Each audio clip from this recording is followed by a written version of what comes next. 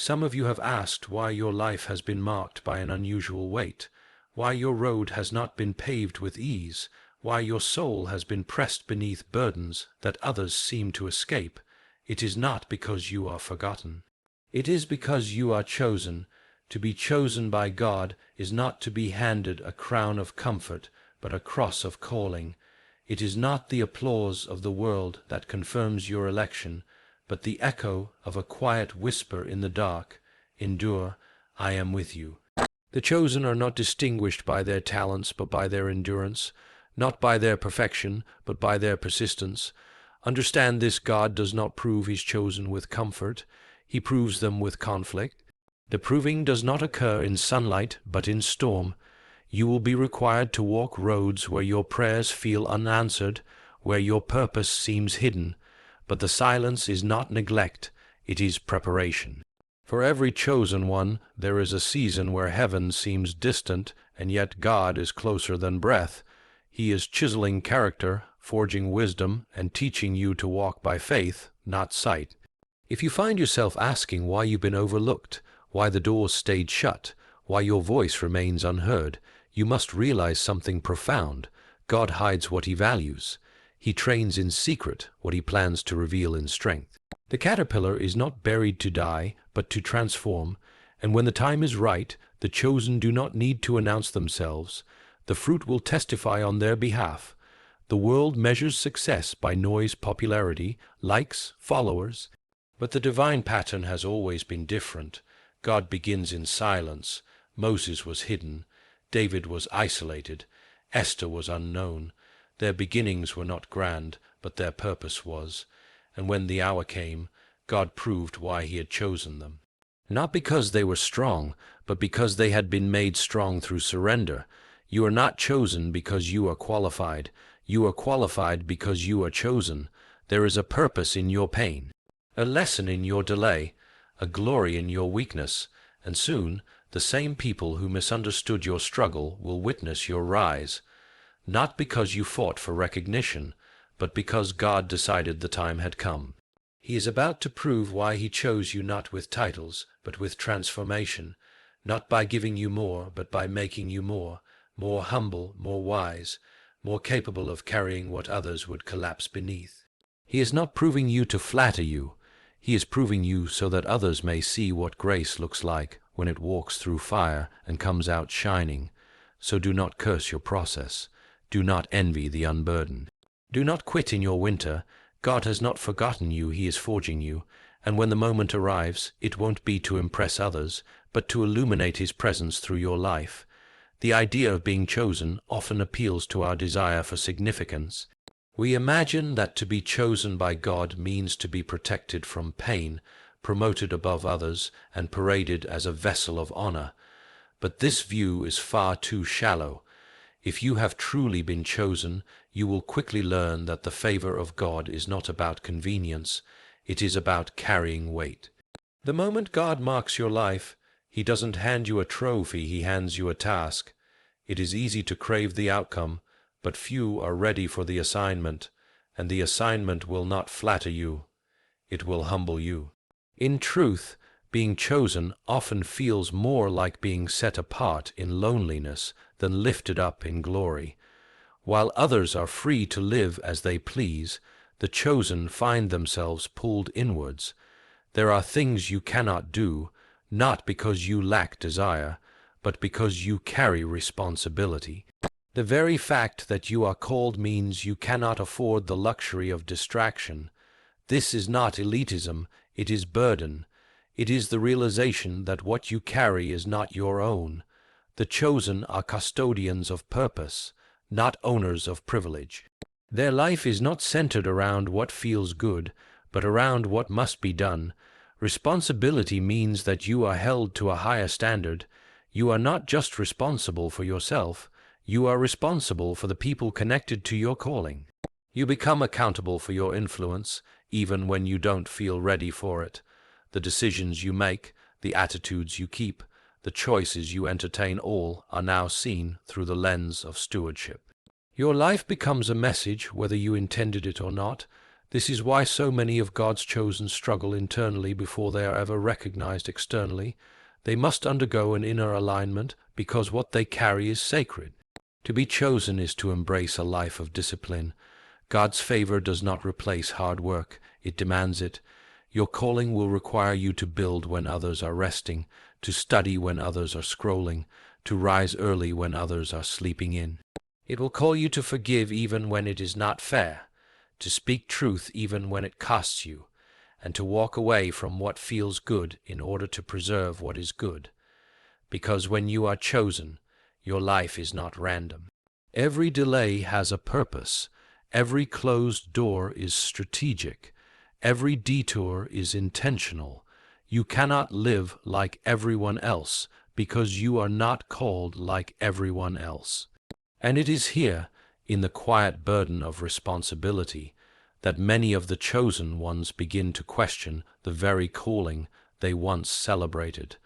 The thrill of being picked fades quickly when the weight of being prepared begins.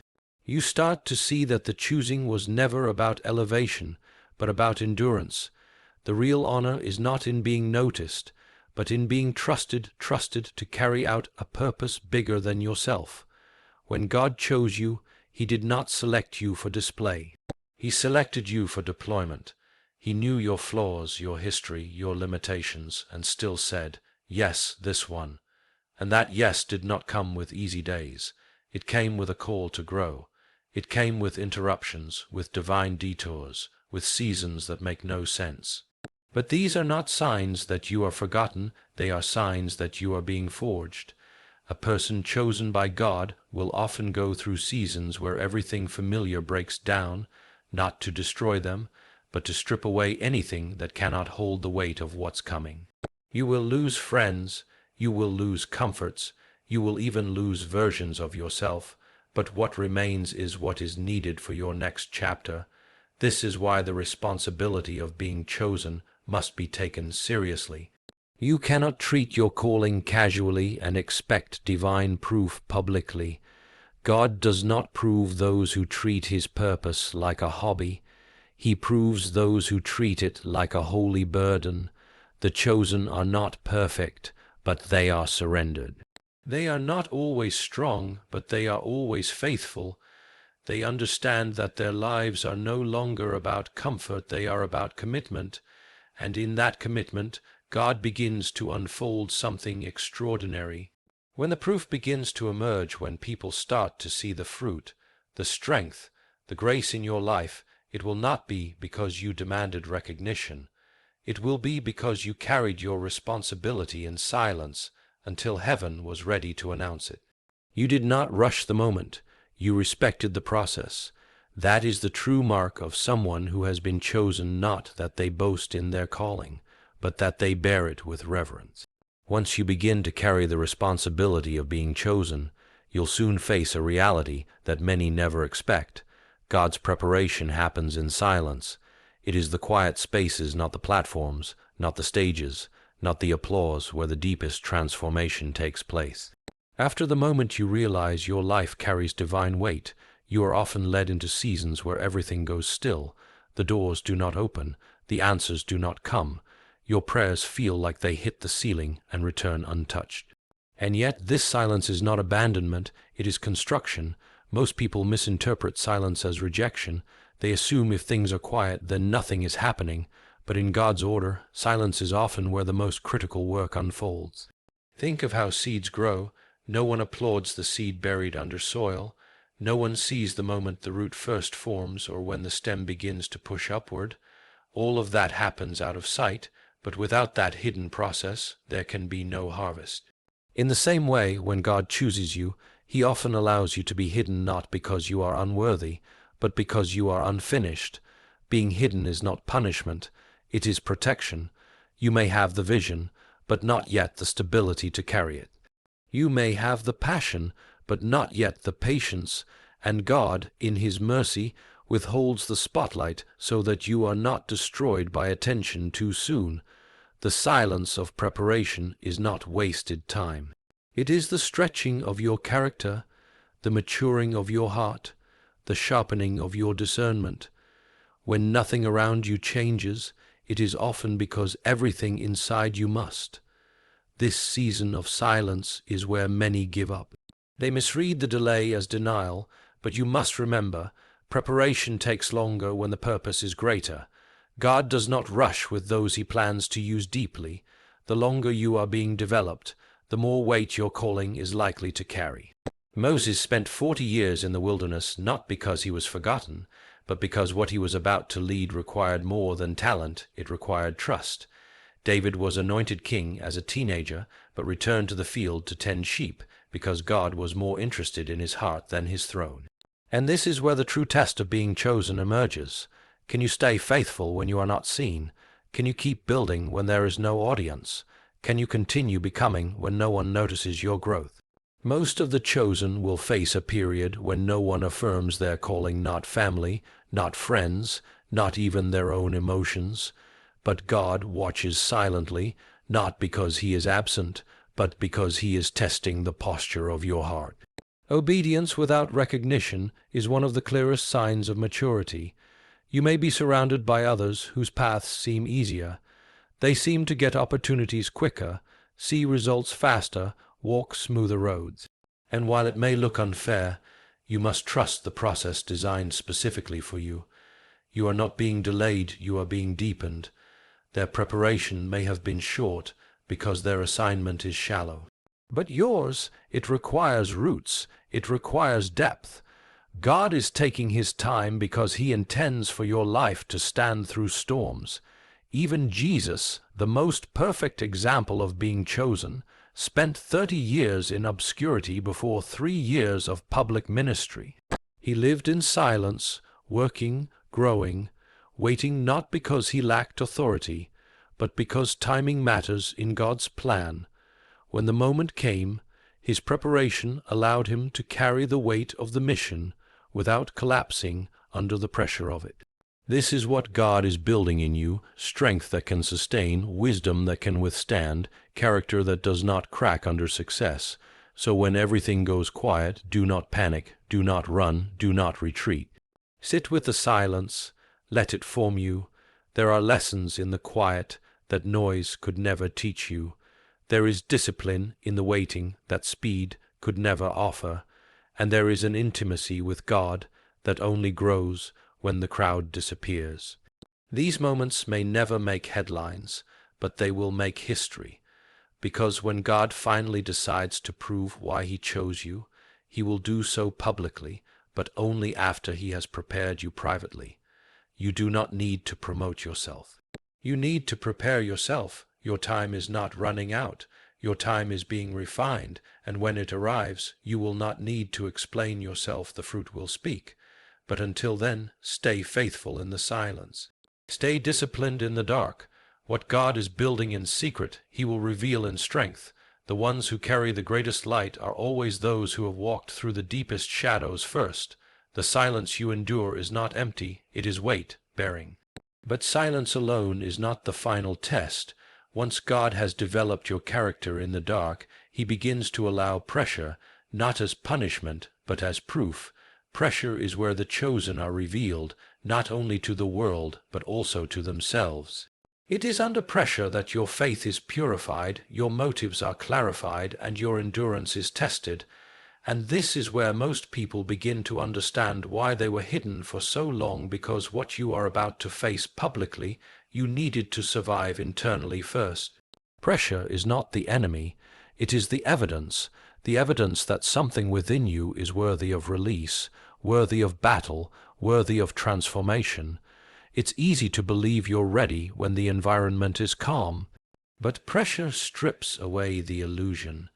When doors slam shut, when the people you thought would support you walk away, when the plans you carefully built collapse, that's when your preparation is either proven or exposed. This is why God allows pressure not to break the chosen, but to certify them. In your silent seasons, you may have imagined that once your time came, everything would get easier, but the truth is the opposite. When the spotlight finds you, so will the weight of responsibility. The pressure will rise because what you now carry affects more than just yourself. Your decisions ripple outward. Your words carry weight. Your actions model faith for others watching from a distance. And so God, in His wisdom, allows pressure to test if you are steady enough to handle what's next. This pressure may come in the form of failure. You may step into what you thought was the opportunity and fall flat. It may come as betrayal. People you trusted may turn away just when you need them. It may come as fatigue, the exhaustion that builds from carrying a vision alone. But in every one of these moments, you are being refined, not rejected.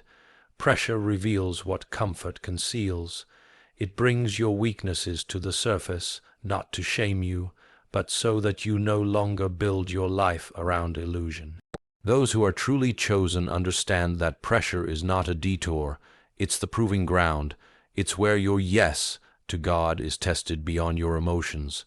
It's where your commitment is challenged, not just by difficulty, but by duration, when hardship doesn't last days, but years.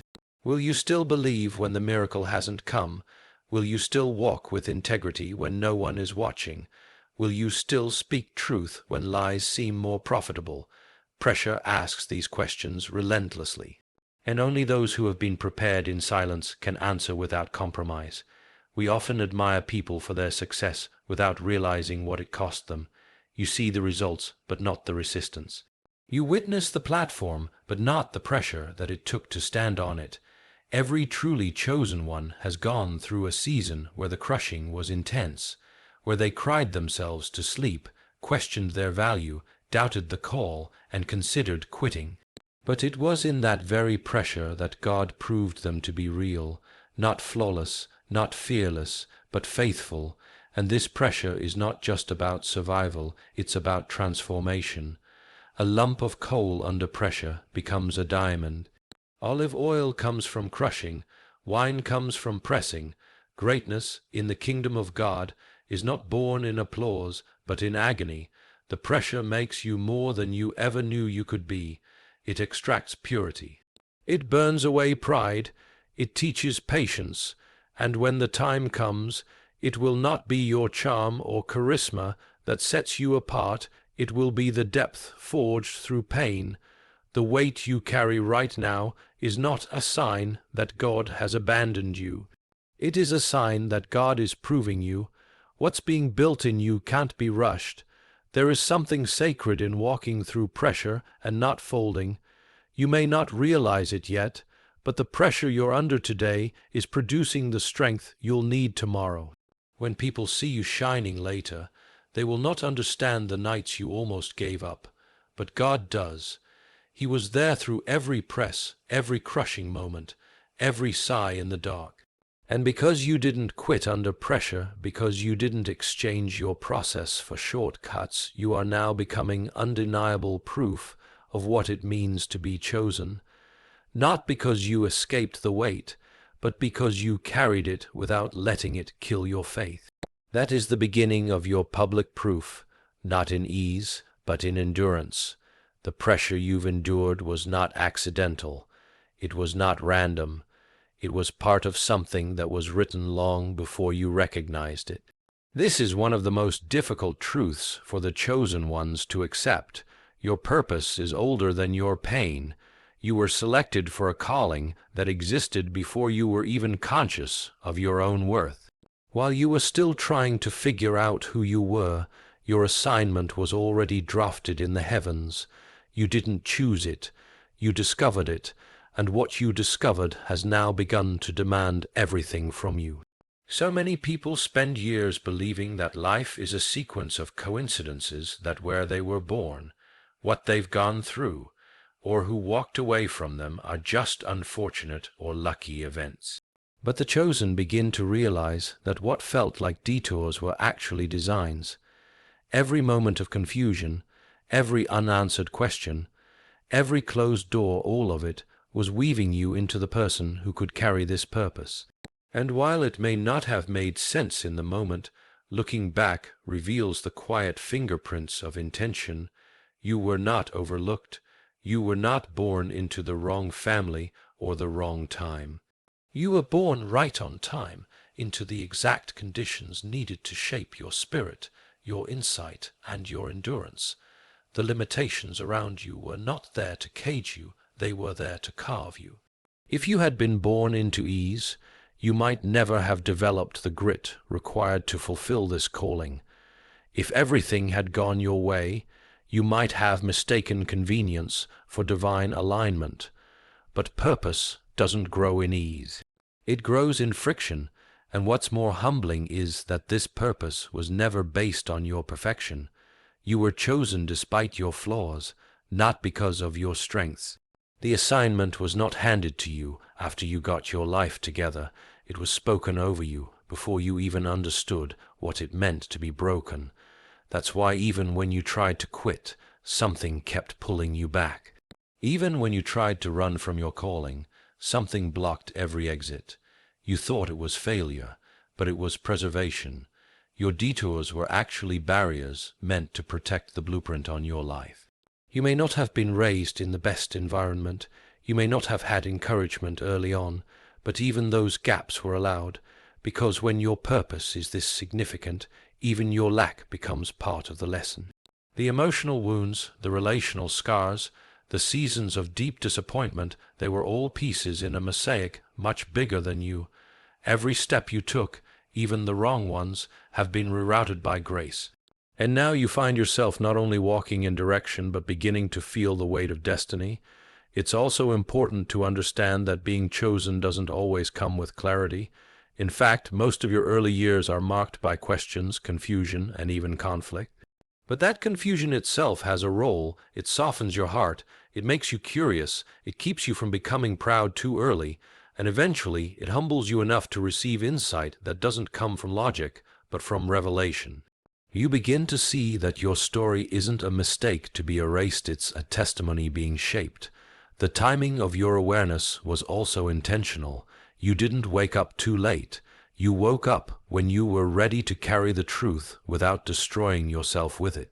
There are things God didn't allow you to understand earlier because you were still too fragile. Purpose is heavy, and had it been handed to you too soon, it would have crushed you.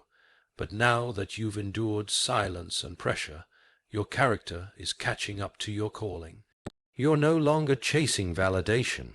You're learning how to stand quietly in the confidence of being chosen even when no one claps. What you carry now is sacred, not because you've earned it, but because you've endured for it. The calling didn't begin when you said yes. It began when He said yes over you before your first mistake, before your first heartbreak, before your first doubt. You were chosen before you knew your name. And now, after the crushing, the waiting, and the testing, you're beginning to align with what was always meant to be. This is why the pressure had to come. This is why the silence was necessary.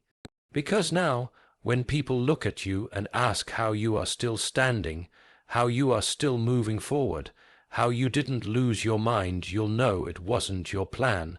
It was your purpose, and it was planted in you before you even had the language to describe it. Once you begin to recognize that your purpose existed long before your awareness of it, another truth rises to the surface, one that contradicts the logic of this world, but aligns deeply with the reality of how God works. Your weaknesses are not liabilities in the hands of God. They are tools. They are not reasons for disqualification. They are opportunities for revelation. The chosen are not used despite their weaknesses, but through them. And if you're honest, most of your strength was born in places where you felt the most fragile. This is why God doesn't choose the polished. He chooses the overlooked. He chooses the stutterer to speak, the outcast to lead, the broken to heal others, because in doing so, He doesn't just elevate a person, He reveals a principle. Strength is not self-made. It is not the result of effort alone, but of surrender. What you thought made you unworthy is exactly what makes you qualified in the kingdom of God, because when you are weak, your ego dies, and when ego dies, God has room to live through you. Look back at your own journey. The areas you prayed God would remove the anxiety, the rejection, the insecurity, the failures, they became the places where you leaned on him the most. You didn't grow strong because you had it all together. You grew strong because you didn't. It was in your collapse that clarity came, in your breakdown that wisdom was birthed, in your emptiness that grace became enough. This is why the chosen often seem to come from unlikely places. God intentionally allows them to carry visible cracks so that when the light shines through them, no one mistakes the source. You've probably spent seasons trying to fix what was never meant to be your burden to fix. You tried to hide the fear, cover the scars, bury the memories, as if weakness was the enemy. But you weren't chosen because you were flawless. You were chosen because you were open. God doesn't need perfection, he needs permission. And he only requires permission in the places we'd rather hide. So instead of healing you first and then calling you, he calls you first and heals you along the way. The cracks in you are not signs of failure. They are signs of use. This is why comparison is so dangerous for the chosen. You look at others who seem more equipped, more articulate, more stable, and you begin to doubt your place.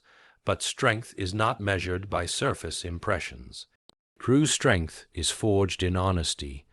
The people who look strong are often hiding battles they refuse to face. But the chosen, they face them. They weep, they fall, they question, but they always get back up, not in their own power, but in a power that lives within them. That is what makes their strength different.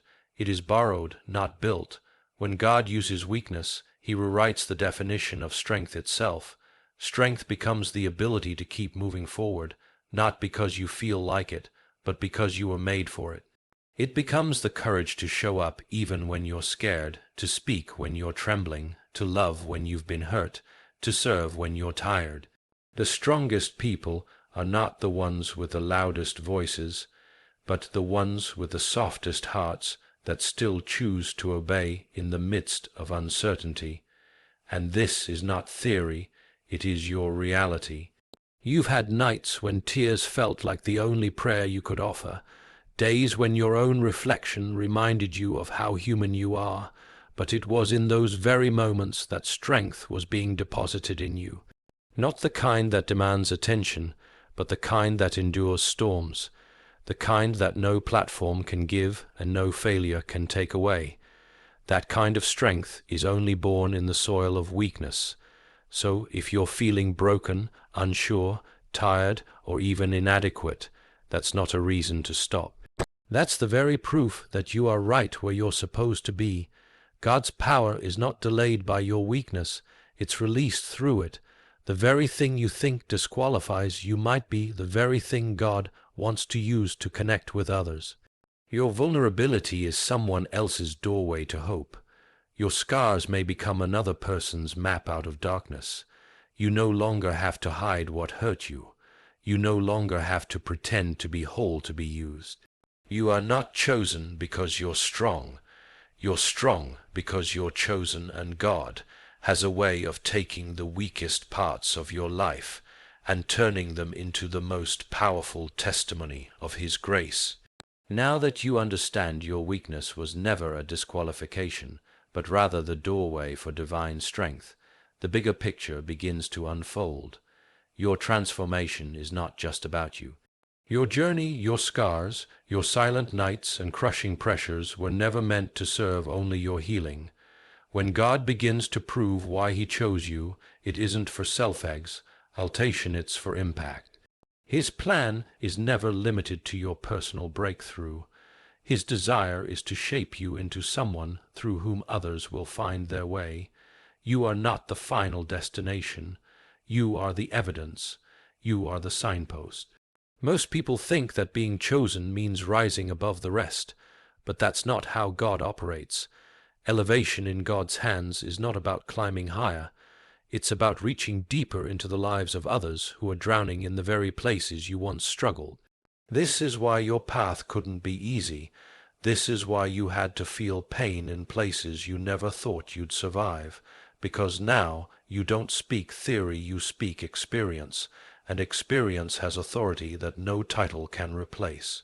When God begins to prove you publicly, what makes the impact real is not just your visibility, it's your vulnerability. The power of your story lies in its honesty. People don't need more polished performances. They need real people who are walking proof that survival is possible, that failure isn't final, that God still uses the wounded. Every time you speak, every time you serve, every time you show up despite fear, you become a mirror.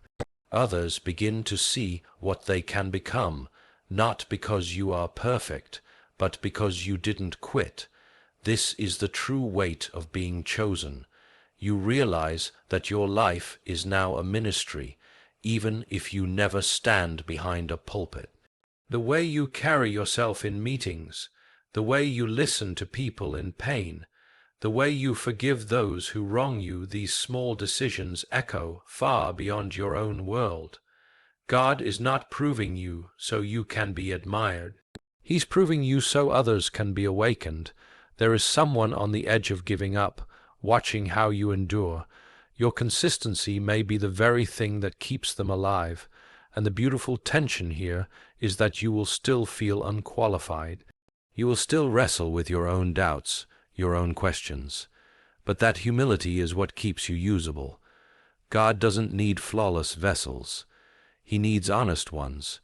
When people meet you, they should feel hope, not because you've made it, but because they sense you've been somewhere dark and found light.